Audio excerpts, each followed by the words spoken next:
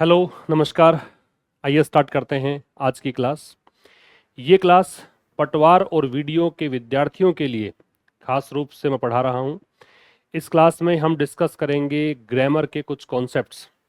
और जैसा कि कमेंट्स आ रहे थे कि सर, जब मैंने 2 दिन पहले वीडियो अपलोड किया था कि सर ये जो बुक है आपकी RAS दिख रहा है आपको, ये बुक वीडियो के लिए कैसी रहेगी, पटवार के लिए कैसी रहेगी, तो उसका भी उत्तर मैं आपको दे देता हूँ। देखिए, लिखा हुआ है English for RAS and other competitive exams. तो ये बुक जो है वो आपको पटवार और वीडियो के लिए भी हेल्प करेगी। वैसे मैं आपको इसका जो सिलेबस मैंने कवर किया है इस बुक में वो भी दिखा दूंगा, और उसको मैं टेलीग्राम पे पोस्ट भी कर दूंगा ताकि आप अपने पाठ्यक्रम से मैच कर सकें। आप जिस भी एग्जाम की तैयारी करते हैं आप देख लीजिए कौन कौन से टॉपिक्स इस बुक में कवर हो जाएंगे। वैसे एक्सक्लूसिवली ये RAS के लिए ही बनाई गई थी, लेकिन इसमें ग्रामर तो ग्रामर ही होती है, और ग्रामर के क्वेश्चंस तो आपके पटवार में, वीडियो में, चतुर्थ श्रेणी कर्मचारी जो भर्ती परीक्षा है उसमें, और कैसा भी एग्जाम हो, SSC में, बैंक में, हर जगह जो ग्रामर आती है, तो ग्रामर के कुछ टॉपिक्स जो इसमें कवर किए गए हैं वो देख लें। वोकैब कौन कौन से टॉपिक्स यहाँ पे कवर्ड हैं वो आप देख लें, तो उसका निर्णय ले सकते हैं। और अब एक सुविधा है कि आप घर बैठे भी इसको ऑर्डर कर सकते हैं। आपको एक नंबर दिखाई दे रहा होगा यहाँ पे, तो इस नंबर पे आप संपर्क करके घर बैठे भी ऑर्डर कर सकते हैं बुक को। तो देखिए, इसका पाठ्यक्रम जो है, क्या क्या आपको यहाँ पे मिलेगा, वो मैं ज़्यादा विस्तार में नहीं जाके सीधा सा आपको ये जो इमेज है ये दिखा देता हूँ, और इसको मैं पोस्ट भी कर दूंगा टेलीग्राम पे, तो आप वहाँ से मैच कर लीजिएगा कि कौन कौन से टॉपिक्स आपके पाठ्यक्रम में आने वाले हैं। Is it clear? अब देखिएगा, अब हम डिस्कस कर रहे हैं यहाँ पे एरर डिटेक्शन। सबसे पहले क्या डिस्कस कर रहे हैं? एरर डिटेक्शन डिस्कस कर रहे हैं, क्योंकि आपके पटवार में और वीडियो में जो आपका पाठ्यक्रम है, आप देखेंगे ऑफिशियल जो पाठ्यक्रम देखेंगे उसमें एक पटवार की अगर बात करूं तो इसमें दे रखा है आपको कि एरर डिटेक्शन आएगा, स्पोर्टिंग एरर आएंगी, कॉमन एरर्स आएंगी, है ना, करेक्शन ऑफ सेंटेंस भी कह सकते हैं इसको। तो जहां करेक्शन ऑफ सेंटेंस कहते हैं वहां मान के चलिए कि पूरी ग्रामर कवर करनी है आपको।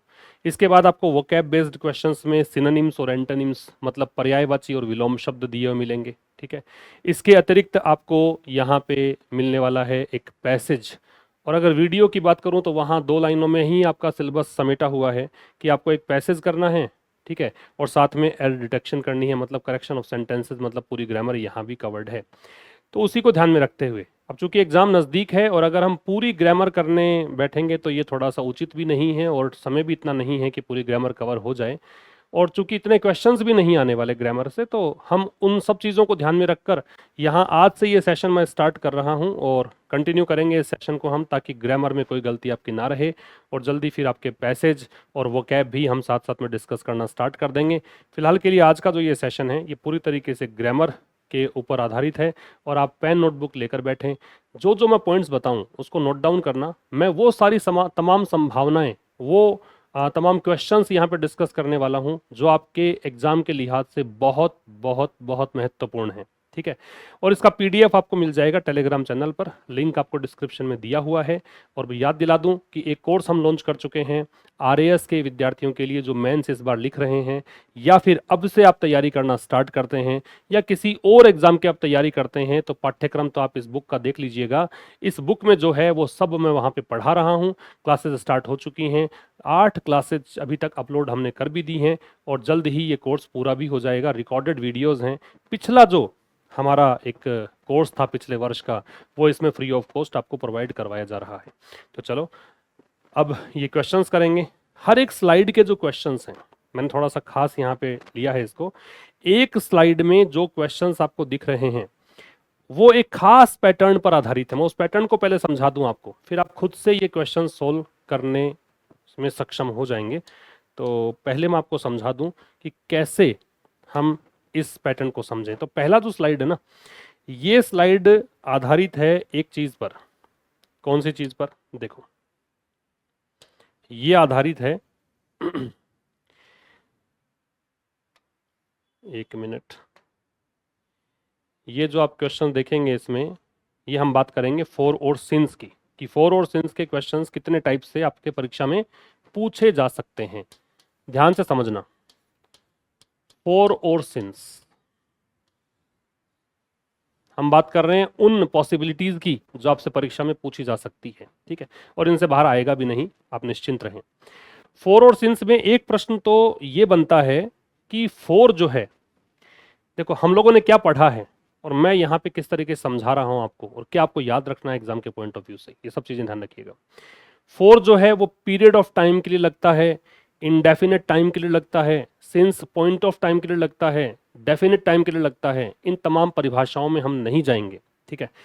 तो सबसे पहली बात तो फोर और सिंस जो हैं वो प्रेपोजिशन भी हैं और कंजंक्शन भी हैं। समझ में आए तो ठीक है, वरना कोई बात नहीं, आपके प्रश्न देखो कैसे होंगे वो समझाता हूँ।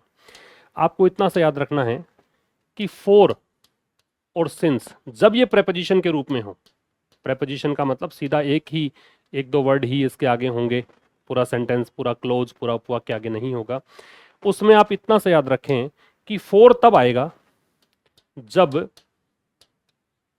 समय का कोई स्पेसिफिक का मतलब है दोस्तों निश्चित, नेम नहीं दिया हो। अगर मान लो कोई टाइम का नाम नहीं दे रखा आपको तो क्या लगाना है? फोर लगाना है। बड़ा आसान शब्दों में आप समझिए, फोर कब लगाना है? जब टाइम का कोई स्पेसिफिक नेम नहीं दिया हो। सिंस कब लगाना है? जब टाइम का या समय का कोई स्पेसिफिक नेम दिया हो। अगर टाइम का स्पेसिफिक नेम दिया है तो लगाना है सिंस, नहीं दिया है फोर। कुछ समझ में नहीं आया अगर तो समझो, मैं आपसे कहूं कि मैं कोई काम मंडे से कर रहा हूं तो मंडे हो गया डे का नेम। डे के नेम कौन कौन से? Monday, Tuesday, Wednesday, Thursday, Friday, ये सब क्या हैं? डेज के नेम हैं। तो नाम आ गया तो क्या लगाएंगे? सिंस लगाएंगे। बहुत सिंपल। मैं आपसे कहूं मैं 2 दिनों से ये काम कर रहा हूं तो 2 दिनों में नाम है क्या कोई एक भी डे का? दिन के नाम तो संडे, मंडे, ट्यूसडे होते हैं। मैंने टू बोला तो ये संख्या बोली है, एक न्यूमरल मैंने ऐड किया है, एक संख्या नंबर ऐड किया है, तो उस नंबर में हमें नाम नहीं मिल रहा तो क्या लगाएंगे? फोर लगाएंगे। मैं कहूं कि ये कोई कार्य जो है वह इस कंपनी में 1998 से कार्यरत था, ऐसा बोला मैंने, 1998, तो 1998 वर्ष का नेम हो गया, क्या लगाएंगे? सिंस। मैं कहूं कि जन्म से ही वह गाना गा रहा है, जन्म से, बर्थ, वो नाम दे दिया एक पर्टिकुलर, इसलिए सिंस। मैं कहूं शाम से, सुबह से, तो शाम, सुबह, इवनिंग, मॉर्निंग नाम हो गए तो सिंस। मैं कहूं 10 महीने से तो 10 महीने, महीनों के नाम तो बेटा जनवरी, फरवरी, मार्च ये सब होते हैं, तो 10 तो संख्या आ गई तो फोर। संख्या जहां लग जाए ना वहां फोर लगा देना, जहां पे नाम हो पर्टिकुलर वहां क्या लगा देना? सिंस लगा देना। एक छोटा सा कंफ्यूजन और आ सकता है इसमें।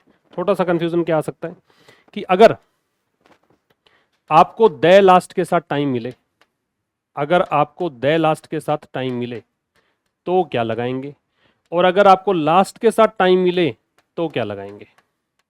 ये एक कंफ्यूजन का पॉइंट हो सकता है। अगर दे लास्ट के साथ टाइम मिले तो आपको लगाना है फोर, अगर लास्ट के साथ टाइम मिले तो आपको लगाना है सिंस। मैं ज़्यादा एक्सप्लेन नहीं करना चाहता, मैं चाहता हूं कि एक बार आप ऊपर ऊपर से बातें समझ जाए और आपका काम हो जाए, आपके मार्क्स आ जाएं। थोड़ा सा आप याद रख सकते हो तो करना। लास्ट जब दे नहीं लगता है पहले तो इसका मतलब होता है प्रीवियस। जब लास्ट के पहले दे नहीं लगता है तो होता है प्रीवियस, मतलब पीछे का, ठीक है, पीछे का। और ये जो है दे लास्ट, इसका मतलब होता है दोस्तों अंतिम। अंतिम का मतलब है फर्स्ट का ऑपोजिट। समझ रहे हो कि मेरी बात? फर्स्ट जो है उसका लास्ट ऑपोजिट है, एंटोनिम है, वहां तो आपको लगाना है फोर। लास्ट हो तो क्या लगाना है? सिंस। बड़ी सिंपल सी बातें बताई। मैं अभी क्वेश्चन करना बता शुरू करूंगा, खाली एक ही क्वेश्चन नहीं बताऊंगा इसका मैं, फोर सिंस के एक दो क्वेश्चन और बनते हैं, वही बात करेंगे। पहले इतना सा याद रखो कि जब नाम हो तो सिंस, नाम नहीं हो तो फोर, दे लास्ट हो तो फोर, लास्ट हो तो सिंस। क्या हम सेंटेंस यहाँ पे देख सकते हैं? एक बार मैं स्क्रीन से हट जाता हूँ, वीडियो पॉज करके आप इसको नोट डाउन कर लो, फिर इसके आधार पे जो क्वेश्चन है हमारी फर्स्ट स्लाइड में उसको हम डिस्कस कर लेते हैं। अब देखिएगा हमारा पहला क्वेश्चन, आपको कौन कौन से क्वेश्चंस करने हैं यहाँ पे, आप ये करके देखो। आपको बताना है एरर क्या है, गलती कहाँ है, यही तो फाइंड आउट करना है आपको। आपके परीक्षा में 4 विकल्प मिलेंगे कि इस भाग में गलती है, इस भाग में गलती है, इसमें गलती है, इसमें गलती है, ऐसे करके, है ना। तो वो आपको देखना है। तो देखो आप पहला क्वेश्चन कर पाएंगे यहाँ पे, फिर आपको करना है, दूसरा नहीं करना है एक बार, तीसरा नहीं करना है एक बार, फोर्थ भी नहीं करना है एक बार, 5 नंबर आपको करना है। ठीक है, तो 1 नंबर करना है और 5 नंबर करना है, पहला करना है और अंतिम करना है। जो मैंने समझाया उसके बेसिस पर करके देखिए एक बार, और फिर मेरा एक्सप्लेनेशन सुनिए और मैच करना अपने आंसर सही है क्या। बताऊं क्या है question? He hasn't one a game for last year. मैंने अभी क्या बताया आपको कि लास्ट के साथ में टाइम है, द लास्ट नहीं है, तो बेटा क्या लगाएंगे? सिंस लगाएंगे। अगर लास्ट है तो क्या लगाएंगे? सिंस लगाएंगे। अगर द लास्ट होता तो क्या लगा देते? फोर लगा देते। इसको ट्रांसलेट भी कर देता ताकि समझ में आ जाए। ही हैजंट वन, वन जो है वो विन की सेकंड और थर्ड फॉर्म होती है। विन वन वन, फिलहाल तो ये थर्ड फॉर्म है क्योंकि इससे पहले हेल्पिंग वर्ब दे रखी है, सहायक क्रिया दे रखी है। विन वन वन बोलते हैं इसको, वन है, वॉन नहीं बोलते हैं। ठीक है, तो he hasn't one a game since last year, उसने पिछले साल से एक भी गेम नहीं जीता है। ये इसका ट्रांसलेशन है, उसने पिछले साल से एक भी गेम नहीं जीता है। Is it clear? पहला क्वेश्चन आपसे आराम से हो गया। 5वां क्वेश्चन करना, अंकित इज लिविंग हियर। सर ये भी एक बार नहीं करना आपको, ये भी अभी नहीं होगा। तो एक क्वेश्चन हमने कर लिया जो मैंने कॉन्सेप्ट बताया उसके बेसिस पर। दूसरा कॉन्सेप्ट मैं आपको बता रहा हूं, इंट्रोड्यूस कर रहा हूं, सेकंड कॉन्सेप्ट सिंस और फोर के बेसिस पर, क्योंकि मैं 5 क्वेश्चंस करने हैं यहाँ पे। ठीक है, दूसरे कॉन्सेप्ट पे चलते हैं, सिंस और फोर। देखिए आपको ध्यान रखना है कि जिस वाक्य में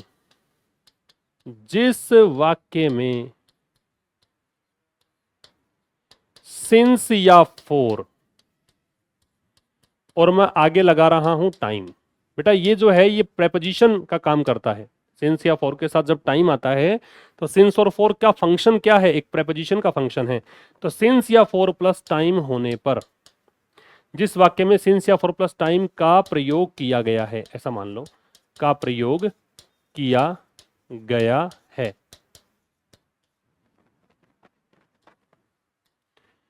उसमें परफेक्ट का प्रयोग करेंगे।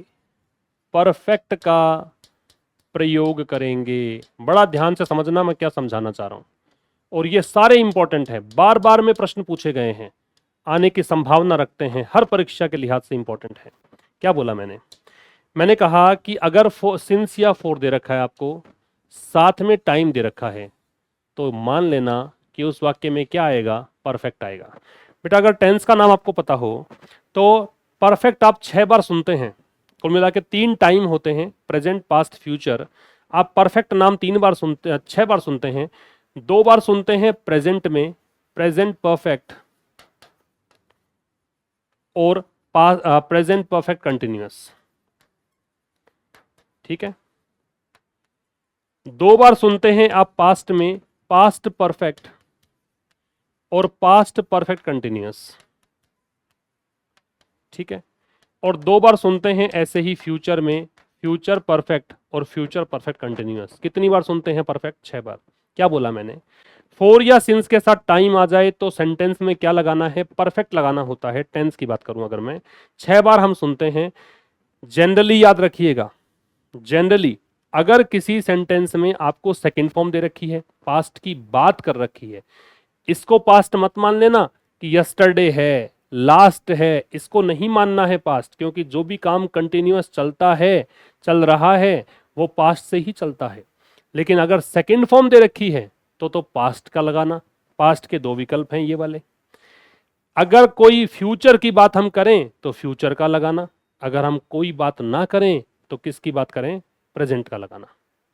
अगर हम पास्ट की बात करें, पास्ट की बात मतलब अगर सेकंड फॉर्म सेंटेंस में है तो फिर आप क्या लगाएंगे? इन 2 में से कोई एक चुनेंगे। अगर आपको मिले फ्यूचर का कोई टाइम, फ्यूचर टाइम का इंडिकेशन मिले तो आपको क्या लगाना है? इन फ्यूचर में से कुछ लगाना है। ये दोनों ना मिले तो क्या लगाना है बेटा? प्रेजेंट का लगाना है। बात समझ में आ रही है? इन दोनों में से कौन सा पिक करूं? Which one is to be picked?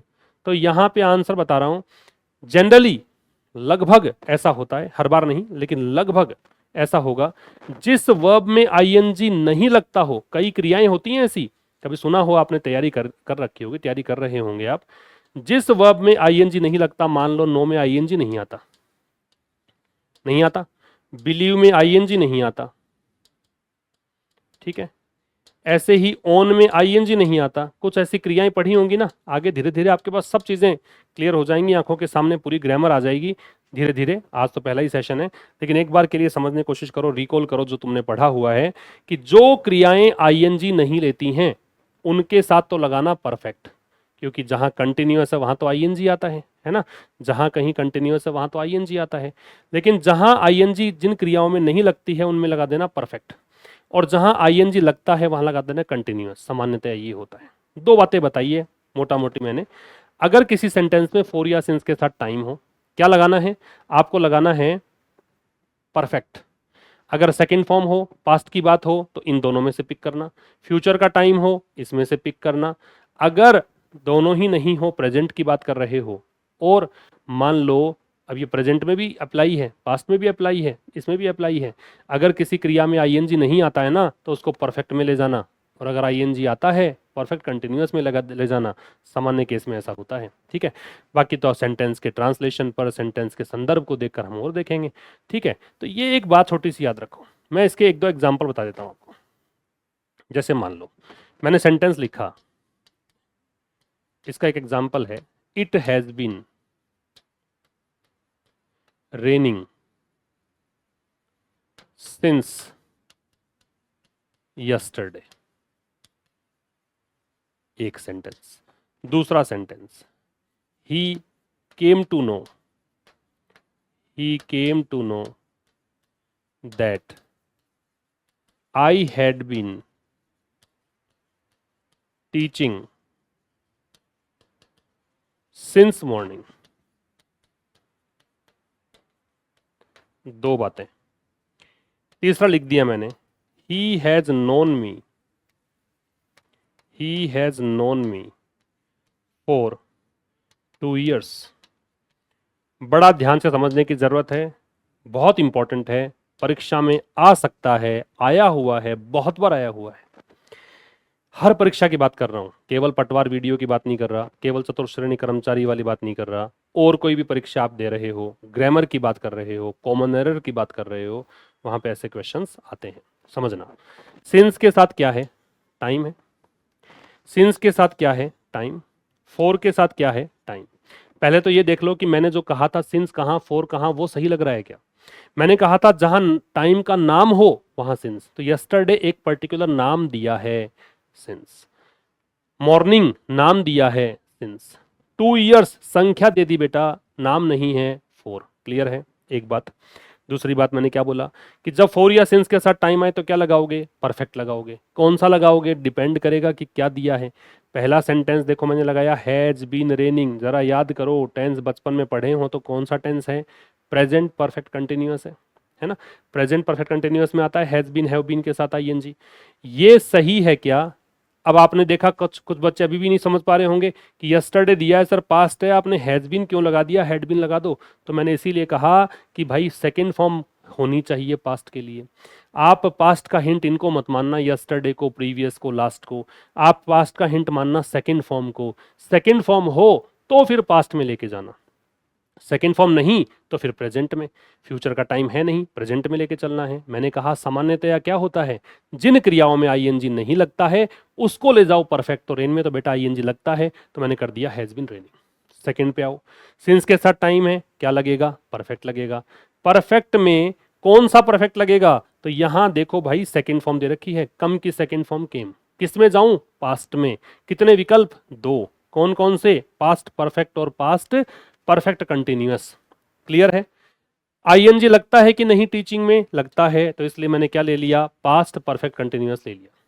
तीसरे में आ जाओ, तीसरे में फिर देखो फॉर के साथ टाइम क्या लगाऊं? परफेक्ट। कौन सा लगाऊं? तो भाई यहां ना तो पास्ट की बात है, सेकेंड फॉर्म नहीं है, ना फ्यूचर का कोई टाइम है, तो क्या लगाऊं? प्रेजेंट का। कितने विकल्प? 2। कौन कौन से? प्रेजेंट परफेक्ट और प्रेजेंट परफेक्ट कंटिन्यूअस। नो में आईएनजी लगता है क्या? नहीं लगता है। किस में ले जाऊं? परफेक्ट में। ये समझाना चाह रहा था, जिसमें आईएनजी नहीं लगता है उसको किस में ले जाओगे? परफेक्ट में ले जाओगे। क्लियर है क्या? आ गया समझ में आपको?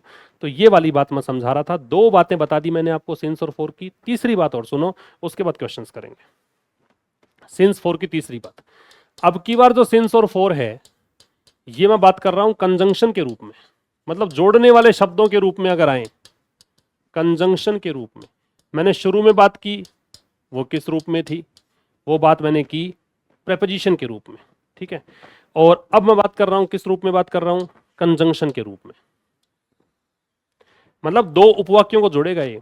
देखो इसमें क्या होता है, मैं यहाँ पे सिंस और फोर, फोर की बात नहीं कर रहा, एक बार फोर छोड़ दीजिए, फोर का मतलब क्यों की आएगा, कंजंक्शन आएगा, ठीक है। आपके एग्जाम में जो बार बार में क्वेश्चन आते हैं उसकी बात कर रहा हूं। तो यहां आप एक बार ये डाल लीजिए सिंस कंजंक्शन के रूप में। यहां से क्वेश्चन आता है और बहुत बार आता है। देखो क्या आएगा कि अगर दो उपवाक्य हैं, भी कंजंक्शन का सीधा सा मतलब क्या है? जोड़ने वाला। तो दो उपवाक्यों को जोड़े उसको हम बोल रहे हैं यहाँ पे कंजंक्शन। मानो कि दो उपवाक्य हैं जिनमें से लेफ्ट हैंड साइड तो दे रखा है आपको हैज हैव के साथ थर्ड फॉर्म,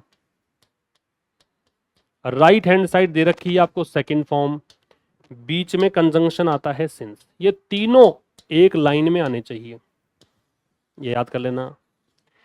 लेफ्ट साइड तो आएगा हैज हैव के साथ थर्ड फॉर्म, राइट साइड आएगी सेकंड फॉर्म, कंजंक्शन बीच में क्या आएगा? सिंस। प्रश्न कितने बनते हैं यहाँ पे? 3 बनते हैं। अगर लेफ्ट राइट दे दिया, कंजंक्शन चेंज कर दिया तो गड़बड़, ये दोनों दे दिए ये गड़बड़ कर दिया तो गलत है सेंटेंस, ये दोनों सही कर दिए यहां कुछ गलती है तो गलत है सेंटेंस। बात समझ में आ रही है? 3 एलिमेंट हैं, 3 चीजें हैं, तीनों फुलफिल होनी चाहिए। एक सेंटेंस बता रहा हूं, जैसे he has not red a book since he came here. इस सेंटेंस में ध्यान से देखिए, सिंस देखो बीच में है, लेफ्ट साइड हैज के साथ थर्ड फॉर्म है, राइट साइड देखो सेकंड फॉर्म है। इनमें से कोई भी एक चीज गलत है तो गलत है सेंटेंस। 3 बातें हो गई है, मैं रिपीट कर रहा हूं, समझने की कोशिश करना। पहली बात मैंने बताई कि फोर या सिंस का प्रयोग कहाँ करते हैं? प्रिपरेशन के रूप में। अगर नाम दे रखा हो तो सिंस लगाना है, नाम नहीं दे रखा हो तो फोर लगाना है। दूसरा बताया, फोर या सिंस के साथ टाइम दे रखा हो तो टेंस क्या लगेगा? परफेक्ट लगेगा। कौन सा लगेगा? डिपेंड करेगा। किसी क्रिया में आईएनजी नहीं लगता है तो परफेक्ट आएगा, या फिर सेकंड फॉर्म है तो पास्ट में से, दोनों में से, परफेक्ट में से देखना है। फ्यूचर टाइम है तो फ्यूचर का देखना है, वरना प्रेजेंट लगाना है। तीसरी बात, बीच में सिंस हो, लेफ्ट साइड ये हो तो राइट साइड ये होगा, मतलब ये एक तीनों एक लाइन में होने चाहिए। अब आ जाओ क्वेश्चंस पे, आपसे सारे क्वेश्चंस हो जाएंगे। दूसरा क्वेश्चन करके देखो खुद से आप, क्या कह रहा है? I have been very busy since. बेटा यहाँ पे सिंस क्या है? कंजंक्शन है। क्यों है? क्योंकि बीच में आ रहा है और इससे पहले और इसके बाद उपवाक्य हैं, ठीक है। उपवाक्य क्या होते हैं? ये थोड़ी अब इंग्लिश में होता ही क्या है, बहुत सारी चीज़ें ऐसी होती हैं जो पता ही नहीं होती अपने को बेसिक से, इसलिए हम गलतियां करते रहते हैं, रट रट कर भी कहाँ तक पहुँचेंगे। थोड़ा सा बता देता हूँ, बड़ा सिंपल सा बता देता हूँ कि किसी सेंटेंस में ये देखना हो ना कितने उपवाक्य हैं, तो बहुत सिंपल सा खेल देखा करो, सब्जेक्ट और वर्ब का पेयर देख लिया करो। जितने सब्जेक्ट वर्ब के जोड़े होंगे उतने ही क्या होंगे? उपवाक्य। बड़ा आसान बता रहा हूँ, सब्जेक्ट और वर्ब का पेयर। सब्जेक्ट वर्ब देखो, यहाँ सब्जेक्ट ये आई है, इसकी वर्ब हैव है एक जोड़ा, यहाँ आई है और यहाँ हैव है दूसरा पेयर। जब 2 पेयर हैं तो क्लोजेस कितने हैं? उपवाक्य कितने हैं? 2 हैं, ठीक है। सिंस बीच में आ गया। लेफ्ट साइड क्या चाहिए? हैव के साथ थर्ड फॉर्म दे रखा है। बीन किसकी थर्ड फॉर्म है? बी की, ठीक है। राइट साइड चलिए, क्या चाहिए आपको? सेकंड फॉर्म, लेकिन क्या कर दिया? हैव के साथ थर्ड फॉर्म। तो बेटा गलत हो गया कि नहीं? हैव को हटा दो, सेकंड फॉर्म क्या होगी? केम होगी, तो यहाँ केम कर दो। क्या आंसर आया? I have been very busy since I came back from holiday. जब से छुट्टियों से मैं लौटा हूं ना, तब से मैं बहुत बहुत व्यस्त रहा हूं। ये इसका ट्रांसलेशन है। जब से मैं हॉलीडे से लौटा हूं तब से मैं बहुत व्यस्त रहा हूं, ये इसका ट्रांसलेशन है। अगले में आइए, for the past 3 years my uncle is away from home. क्या है? देखो, फोर के साथ टाइम है, पिछले 3 सालों से, ठीक है। फोर या सिंस के साथ टाइम आए तो बेटा क्या लगाते हैं? परफेक्ट। आप बताओ, इसमें कोई सेकंड फॉर्म है क्या? नहीं है। क्या फ्यूचर का टाइम है क्या? नहीं है। आप इसको मत देखना पास्ट को, मैंने पहले ही मना किया आपको इसके लिए। तो क्या लगाएंगे? प्रेजेंट। प्रेजेंट के दो विकल्प हैं, प्रेजेंट परफेक्ट और प्रेजेंट परफेक्ट कंटिन्यूअस। कौन सा लगाएंगे?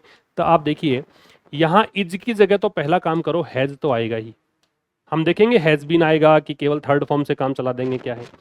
अब आप बताओ कि कोई ऐसी क्रिया है क्या जिसमें आईएनजी लगा सकता हूं मैं? कोई ऐसी वर्ब है क्या इस सेंटेंस में? तो आप कहेंगे कि यहाँ पे तो वर्ब है ही नहीं। अब जब वर्ब नहीं है बेटा, तो जिसका कोई नहीं होता उसका बी होता है, याद रखना। जिसका कोई नहीं होता उसका बी होता है, ठीक है। मतलब अगर कोई मैन वर्ब नहीं हो तो फिर कौन सी मैन वर्ब लेनी होती है? हैज हैव के साथ, हेड के साथ बी लेनी पड़ती है। और बी की थर्ड फॉर्म क्या होती है बेटा? बीन, ठीक है। यहां बीइंग नहीं लगाना है क्योंकि एच के साथ में बीइंग कभी आता ही नहीं है। हैज हैव के साथ बीइंग कभी आता ही नहीं है। Is it clear? एच के साथ बीइंग कभी नहीं आता, इसलिए मैंने क्या कर दिया? बीन। इसका ट्रांसलेशन क्या है? पिछले 3 सालों से मेरे अंकल जो हैं वो घर से दूर रहे हैं, ये इसका ट्रांसलेशन है। अगले में आइए नंबर 4 में। I know you since you are kid. तो सिंस बीच में है बेटा, फिर से क्या है? कंजंक्शन, ठीक है। मैं इसका पीडीएफ आपको शेयर कर दूंगा टेलीग्राम पे, वहां से आप और एक बार अच्छे से एक्सप्लेनेशन देख लेना। और ये सब क्वेश्चंस मैं रिपीट भी करूंगा अगले सेशन से, मतलब कोई ना कोई एक रैंडम क्वेश्चन मैं यहाँ से ले लूंगा ताकि रिवीजन भी चलता रहे और नए कॉन्सेप्ट भी सीखते रहो। और बिना ग्रामर सीखे कैसे पूरे मार्क्स आते हैं ये इस बार आपको समझ में आएगा। सिंस आ गया, कंजंक्शन। सिंस के राइट साइड क्या चाहिए बेटा? सेकंड फॉर्म चाहिए। वर सेकंड फॉर्म है, ठीक है। किसकी सेकंड फॉर्म है? बी की। थोड़ा सा ध्यान रखें, अगर नहीं पता हो तो लिख लेना। बी की फर्स्ट फॉर्म होती है क्या? Is, am, are. बी की सेकंड फॉर्म क्या होती है? वॉज या वर। बी की थर्ड फॉर्म क्या होती है? बीन, ठीक है। ये कौन सी फॉर्म बेटा? फर्स्ट। ये कौन सी? सेकंड। और ये कौन सी? थर्ड। ये लिख लेना कहीं पर, ठीक है। आगे आइए। अंकित इज लिविंग हियर सिंस 2011। 2011 से अंकित यहाँ रह रहा है।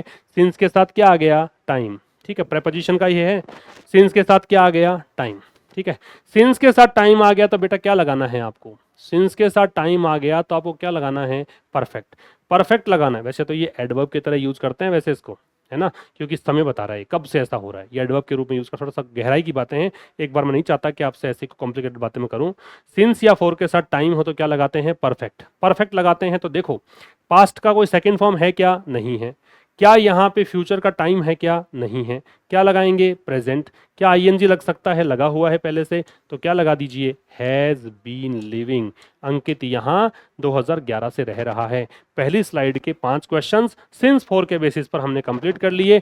अगर किसी परीक्षा में सिंस 4 आ गया तो तुम्हारा गलत नहीं होगा। आप इसको नोट डाउन करना चाहें तो कर सकते हैं आप, ठीक है। इससे अगले में आइए, और इससे अगले में आने से पहले हम डिस्कस कर लेते हैं क्या कॉन्सेप्ट है। सारे कॉन्सेप्ट जो है वन वाला कॉन्सेप्ट हमें डिस्कस करना है यहाँ पे, ठीक है। वन, वन प्रोनाउन के रूप में वन आए। वन, वन का मतलब एक होता है। वन मैं यहाँ पे बात कर रहा हूँ किस रूप में? प्रोनाउन के रूप में। एक छोटी सी बात समझना, उससे सारे क्वेश्चन सोल्व हो जाएंगे। देखो ही का रूप जो चलता है ना प्रोनाउन, जब आप एक इंडेक्स बनाते हो, कोई एक टेबल देखी होगी आपने, नरेशन में बहुत काम आती है ये टेबल, कि आप सब्जेक्ट देखते हो तो ही है, ही का ऑब्जेक्ट है वो हिम है, ही का पजेसिव एडजेक्टिव होता है वो हिज होता है, ही का रिफ्लेक्सिव होता है वो हिमसेल्फ होता है। ऐसा कुछ पढ़ा होगा ना आपने, ठीक है। ही सब्जेक्ट है, ही हिम जो है वो क्या है? ऑब्जेक्ट है। हिज जो है वो पजेसिव एडजेक्टिव है। हिमसेल्फ जो है वो क्या है? रिफ्लेक्सिव है, ठीक है ना। ये कुछ पढ़ा होगा आप नरेशन में। ऐसे ही शी जब लिखते हैं तो शी का ऑब्जेक्ट क्या होता है? हर। शी का पजेसिव एडजेक्टिव क्या होता है? हर। शी का पजेसिव प्रोनाउन क्या होता है? Her self. ऐसा कुछ पढ़ते होगे ना आप, ठीक है। ऐसे ही एक वन होता है, ठीक है। वन का जो चलता है सिस्टम थोड़ा अलग चलता है। वन का ऑब्जेक्ट क्या होता है? वन। वन का पजेसिव एडजेक्टिव क्या होता है? One's apostrophe s. और वन का रिफ्लेक्सिव क्या होता है? Oneself. याद रखना, मैं वैसे ही बता रहा हूं जैसा तुम्हें समझ में आ सकता है। वन के रूप ऐसे चलते हैं।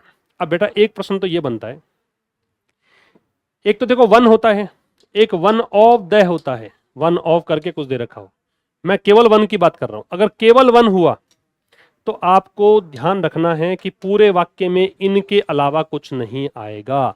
अगर सेंटेंस का स्टार्ट वन से हुआ और वहां अगर प्रोनाउन की आवश्यकता पड़ी तो आप इनके अलावा कुछ नहीं लगा सकते हैं। इज इट क्लियर क्या बोल रहा हूं? अगर सेंटेंस का स्टार्ट वन से हुआ और अगर आगे किसी प्रोनाउन की आवश्यकता पड़ी तो फिर आप इसके अलावा कुछ नहीं लगाएंगे। ऑब्जेक्ट की आवश्यकता है वन लगाना है, पजेसिव की जरूरत है वंस लगाना है, रिफ्लेक्सिव की जरूरत है वन सेल्फ लगाना है। याद रख लोगे, इतनी सी बात, छोटी सी बात है। लेकिन बेटा अगर वन ऑफ रहा और आगे कुछ दिया यहाँ पे, कुछ भी, क्योंकि बहुवचन दे रखा होगा प्रोनाउन कोई भी, क्योंकि उनमें से एक मतलब प्लूरल प्रोनाउन होगा या नाउन होगा यहाँ पे। मैंने मान लो कर दिया वन ऑफ देम या वन ऑफ द स्टूडेंट्स या वन ऑफ द गर्ल्स, ऐसे करके कुछ भी कर दिया, तो वन ऑफ देम कर दिया। अब बेटा उनमें से एक, इनका अलग अर्थ है। इसका अर्थ है ये ग्रुप है और इस ग्रुप में से कोई एक व्यक्ति है, ठीक है। तो यहां से फिर आपको यूज करना है तो फिर वो ही या शी के अनुसार आएगा, ठीक है, ये इसके अकॉर्डिंग आएगा। लेकिन अगर केवल वन है, ऑफ द नहीं है, ग्रुप में से नहीं है, तो वन के अकॉर्डिंग आएगा। ये दो बातें समझनी है आपको। रिपीट करता हूं, अगर वन से स्टार्ट किया सेंटेंस तो वन के अकॉर्डिंग प्रोनाउन लगाओ। अगर वन से स्टार्ट ना करके वन ऑफ द से किया तो फिर आप क्या करेंगे, फिर आपको ही या शी के अकॉर्डिंग लगाना है। समझ में आ गई होगी बात। आइए देखते हैं, करो देखे क्वेश्चंस, वीडियो पॉज करो, कोशिश करो करने की। क्या है, one should always respect his elders. क्या कह रहा है, वन दे रखा है शुरू में, वन से स्टार्ट किया है सेंटेंस, है ना, तो आगे वन के रूप ही चलने चाहिए। पढ़ते चलो, one should always respect his. बेटा हिज कहां से आ गया, हिज कब आता, जब ही होता वहां पे। ये तो हिज तो ही वाली टेबल में आता है, तो ये गलत है। आपको पता है कि हिज पजेसिव एडजेक्टिव है। पजेसिव एडजेक्टिव वन का क्या होता है, वंश। इसका ट्रांसलेशन है कि कोई भी व्यक्ति जो है उसको अपने बड़ों की आज्ञा का पालन करना चाहिए, बड़ों का सम्मान करना चाहिए हमेशा, ठीक है। दूसरा sentence number 7, one should try to be his best self, ठीक है। कोई भी व्यक्ति है उसको ट्राई करना चाहिए कि वो अपना सर्वश्रेष्ठ वर्जन बन के उभरे। तो वन से स्टार्ट है, क्या ऑफ द दे रखा है क्या, नहीं, आगे सब कुछ वन के अकॉर्डिंग। तो फिर देखो हिज आ गया, काटो, क्या करोगे, वंश। समझ गए क्या बात। इससे आगे बात करो, one must be honest with himself. One से स्टार्ट किया, क्या ऑफ द है क्या, नहीं है, तो सीधा फिर वन के अकॉर्डिंग चलेंगे। यहां सेल्फ की जरूरत थी, तो सेल्फ वन में कब लगता है बेटा, वन सेल्फ होता है, ठीक है। और लास्ट में देखिएगा नंबर 9 में, वन ऑफ दैम। अब की बार दैम में से एक है, थोड़ा कंफ्यूज नहीं होना यहाँ पे, इसलिए बता दिया पहले ही। तो वन के अकॉर्डिंग यहाँ पे बेटा वंज नहीं आएगा, अब की बार पजेसिव हिज लगेगा। अब आप सोचें कि हर भी लग सकता है, बिल्कुल लग सकता है, लेकिन अगर अज्ञात करता है, इनडेफिनेट प्रोनाउन है, एग्जैक्टली वी डोंट नो कि what we are talking, whom we are talking about, कि हमें मेल की बात करनी है कि फीमेल की, तो आप मेल के अकॉर्डिंग कर सकते हैं, फिर ही के अकॉर्डिंग चलिएगा, राइट। दो कॉन्सेप्ट डिस्कस कर लिए हैं, सिंस फॉर डिस्कस कर लिया, और वन प्रोनाउन के रूप में मैं वो क्वेश्चन डिस्कस कर रहा हूं जो फ्रिक्वेंटली आज क्वेश्चंस में हैं। मैं वो क्वेश्चन डिस्कस कर रहा हूं जो बहुत बार परीक्षाओं में आ चुके हैं, आने की संभावना हर एग्जाम में रखते हैं। अगले क्वेश्चन में आएंगे, मैं आपको समझाऊं इसका कॉन्सेप्ट। अब आपको समझना है एक कॉन्सेप्ट लेट का। लेट के बारे में 2-3 बातें याद रखिए। सबसे पहली बात, लेट का मतलब क्या होता है, तो बेटा लेट का मतलब होता है allow someone to do something. क्या मतलब है, allow someone to do something, किसी को कुछ करने के लिए अनुमति देना। हिंदी में लिख देता हूं, किसी को कुछ करने की अनुमति देना, राइट। किसी को कुछ करने की अनुमति देना, क्या मतलब है इसका, अलाउ करना है किसी को। एक बात रख लोगे याद, सबसे पहली बात तो क्या है इसका मीनिंग। दूसरी बात क्या है इंपॉर्टेंट, कि अलाउ, लेट के तीनों फॉर्म बनती हैं, वो लेट लेट लेट होती है। हम फर्स्ट सेकंड थर्ड फॉर्म देखते हैं, तो लेट की तीनों फॉर्म क्या होती है, लेट लेट लेट। दो बातें, लेट का meaning allow someone to do something, let के फॉर्म्स लेट लेट लेट। तीसरी बात, लेट के बाद हमेशा ऑब्जेक्ट लगता है, लेट के बाद ऑब्जेक्टिव केस लगता है, बड़ा इंपॉर्टेंट है। आनन फानन में गलतियां कर बैठते हो, आसान सा क्वेश्चन है। लेट के साथ हमेशा ऑब्जेक्टिव केस, मतलब अगर आई और मी में से लगाना है तो क्या लगाओगे, अगर हिम या ही में से लगाना है तो क्या लगाओगे, अगर अगर आपको हिम या ही में से लगाना है तो क्या लगाएंगे, अगर हर या शी में से लगाना है तो क्या लगाएंगे। तो बेटा यहाँ पे आंसर्स क्या होंगे, लेट के बाद मी आएगा, लेट के बाद हिम आएगा, लेट के बाद हर आएगा, ये ऑब्जेक्ट आएंगे, सब्जेक्ट नहीं आएगा। 2 बातें 3 बातें, नंबर 4 में आइए, लेट के साथ जब भी कोई क्रिया लगाते हैं वो बेस फॉर्म आती है। ठीक है, कभी भी लेट के साथ में कोई क्रिया लगाओ तो टू प्लस बेस फॉर्म नहीं आती है, मतलब टू नहीं होना चाहिए क्रिया के बाद, क्रिया से पहले। समझ में आ गया? इतनी बातें ध्यान रखिए, लेट से कोई भी सवाल आएगा वो तुम छोड़ के नहीं आओगे, गलत नहीं करके आओगे, आराम से सही हो जाएगा। लेट का मतलब allow someone to do something. Let की तीनों form, let let let. Let के साथ कौन सा केस? Objective case. लेट के साथ कौन सी फॉर्म? Base form. क्या लेट के साथ टू लगा सकते हैं? नहीं लगा सकते हैं। क्लियर है? आते हैं क्वेश्चंस पर, ये नोट डाउन कर लो, वीडियो पॉज कर लो। आइए देखो, 10, 11, 12, 13 चार क्वेश्चंस हैं, आराम से हो जाएंगे। तो क्या कह रहा है? लेट शी, बेटा शी नहीं होगा, क्या होगा? हर। लेट हर, ऑब्जेक्ट आएगा, let her finish her work, उसे अपना काम फिनिश करने दो। लेट ही नहीं, लेट हिम आएगा, क्योंकि लेट के बाद ऑब्जेक्ट आता है, उसे एक बार फिर से कोशिश करने दो, उसे दोबारा कोशिश करने दो। He doesn't let me to come, let के बाद में जो भी वर्ब आएगी तो बेटा टू नहीं आएगा।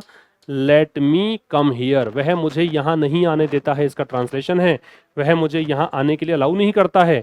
और यहाँ पे टू नहीं आएगा, क्योंकि लेट के बाद क्या आता है? Base form. और अंतिम क्या है?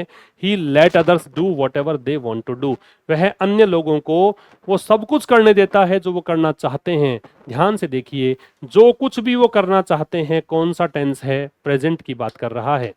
किसकी बात कर रहा है? प्रेजेंट। कैसे पता लगा? इसको देखो, फर्स्ट फॉर्म दे रखी है आपको।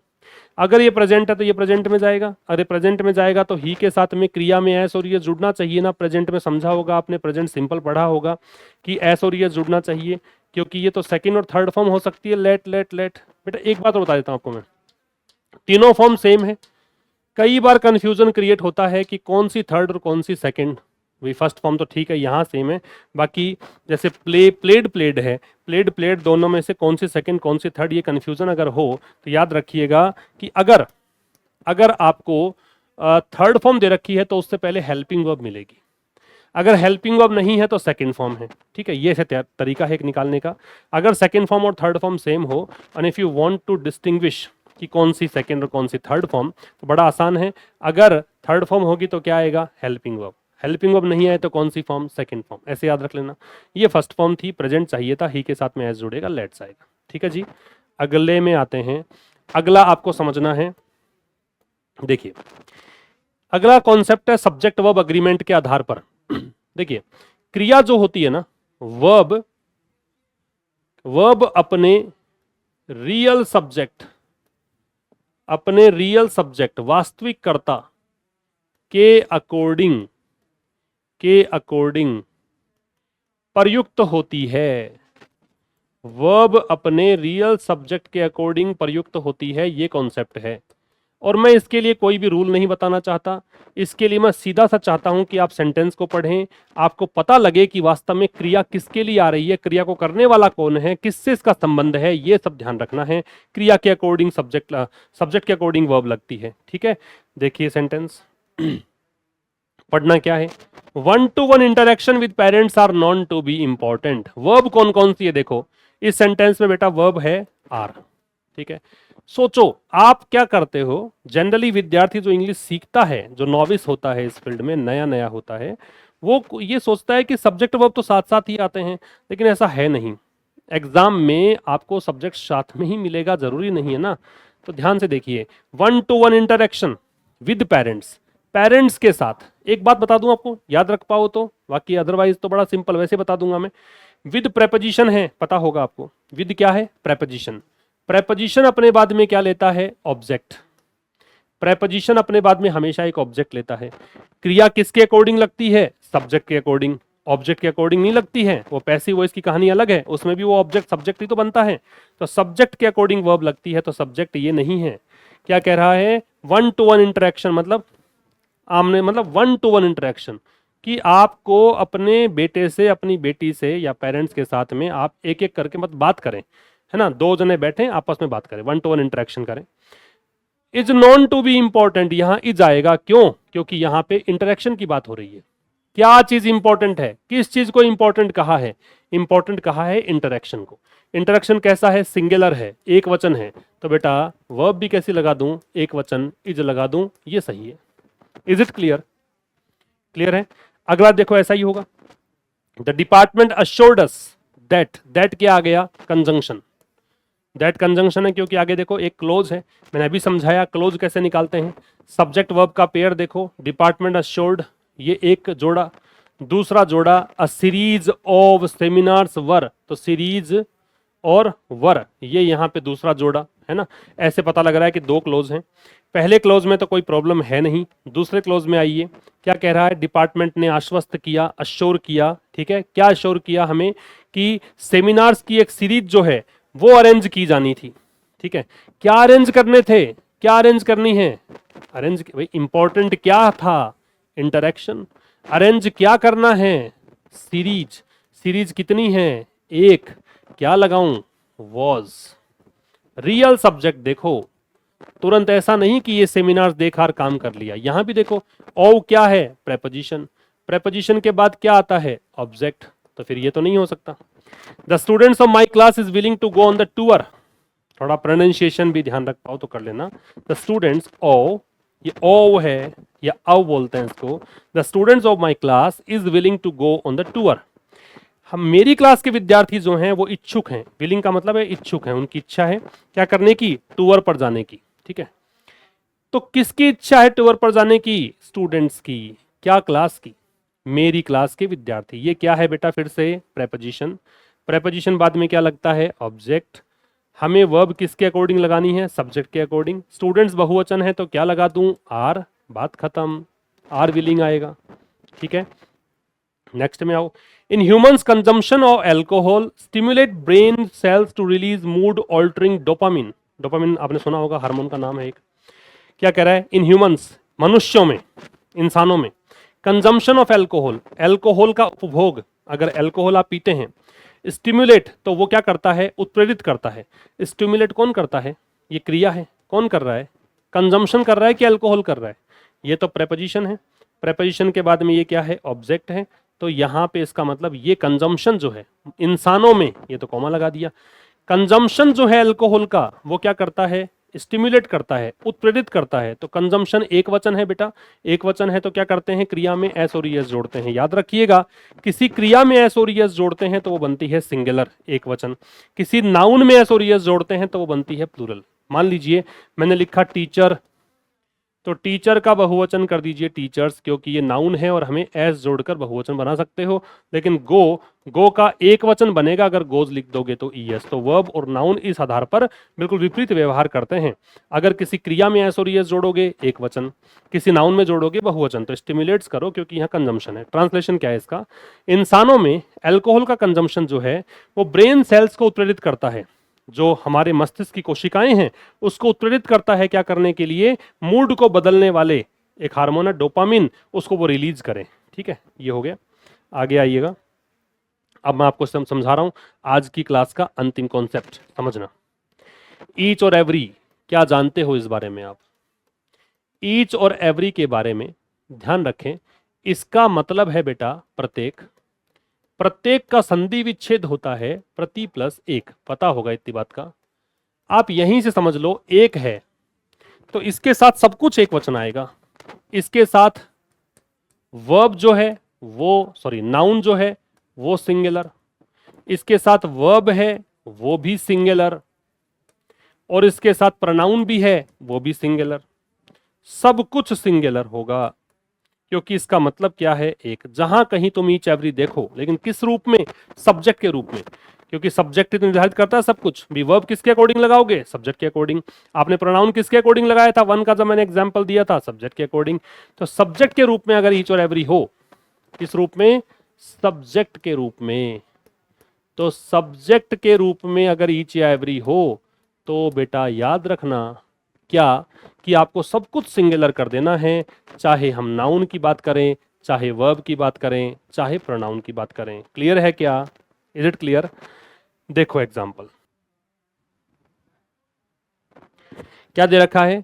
Each of the students. अब आप सोचोगे सर आपने कहा था नाउन सिंगुलर, ये देखो प्लूरल आ गया। नहीं, ये गलत नहीं है, क्योंकि ये ऑफ द लग रहा है। जैसे वन ऑफ द वाला था वैसा कॉन्सेप्ट है। ये बात करूंगा मैं अगले चैप्टर में, अगले क्लास में, अगले सेशन में, ठीक है। यहां गलती नहीं है।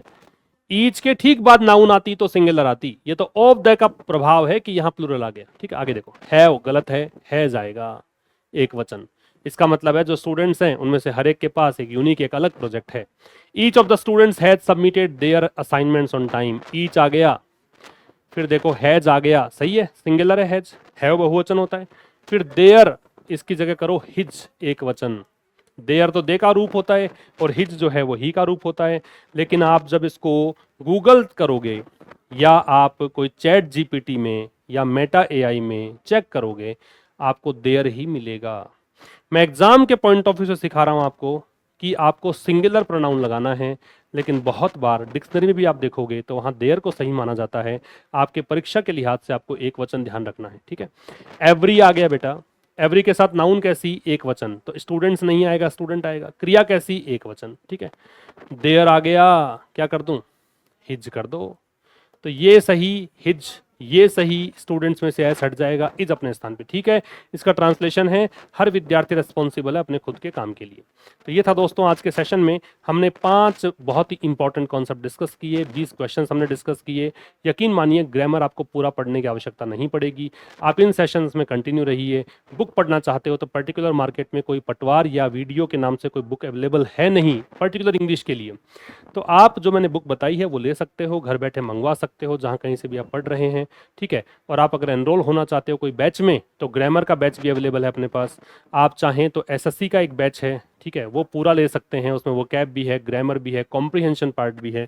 या फिर अगर आप ट्रांसलेशन सीखना चाहते हैं और आप चाहते हैं कि ग्रामर भी हो जाए, वोकैब भी हो जाए, आरएएस का जो सिलेबस है वो करना चाहते हैं, तो अभी हाल फिलहाल जो बैच चल रहा है उसमें रजिस्टर कर सकते हैं अपने आप को।